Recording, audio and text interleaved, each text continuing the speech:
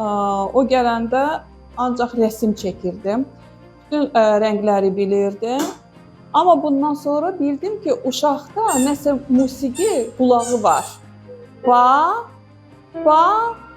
Бальчик.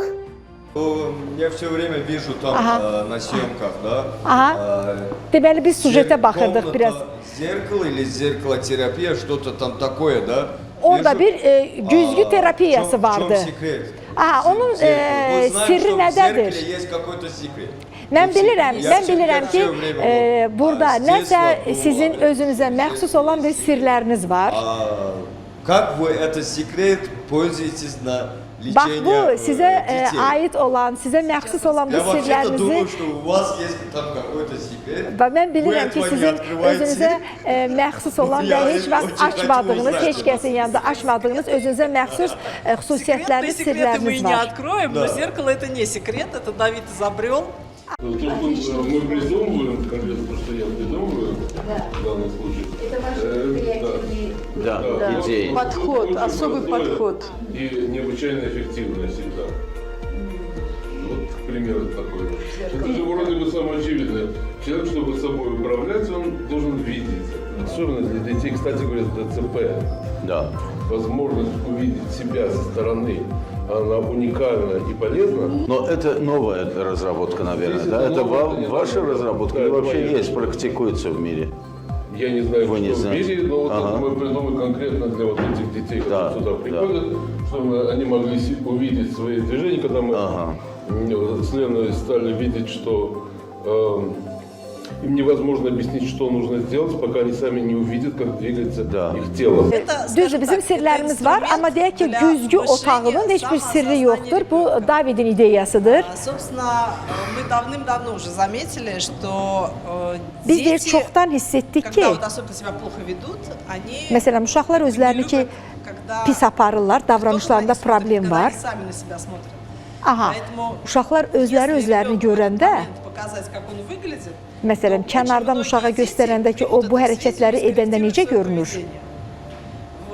və uşaq öz hərəkətlərini görəndə bir nəticə çıxarır.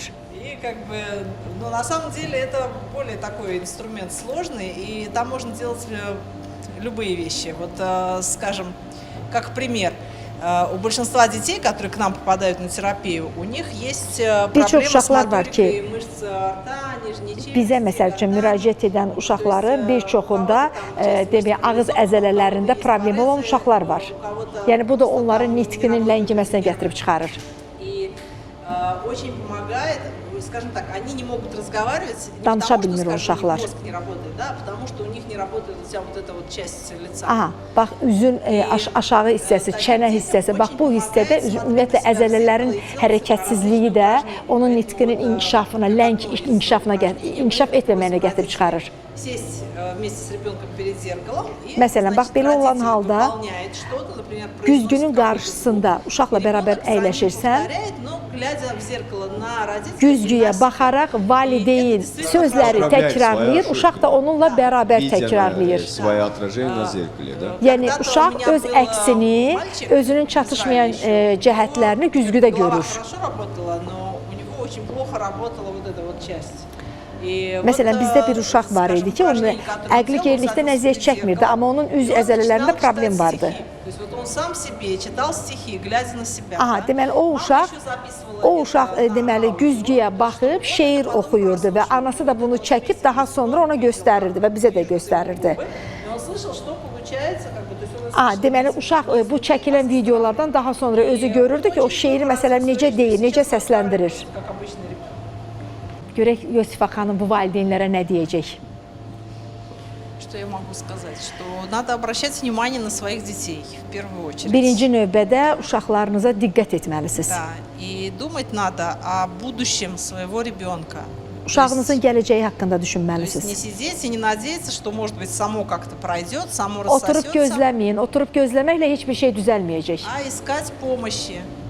Потому что то, что кажется маленьким, скажем, в 3 года, в 13 лет это будет уже огромная проблема. 3 yaşında olan uşağa daha yaxşı, effektli kömək etmək olur. Nəinki uşağın 20 yaşında olanda. Məsələn, vəziyyət artıq kritikləşir.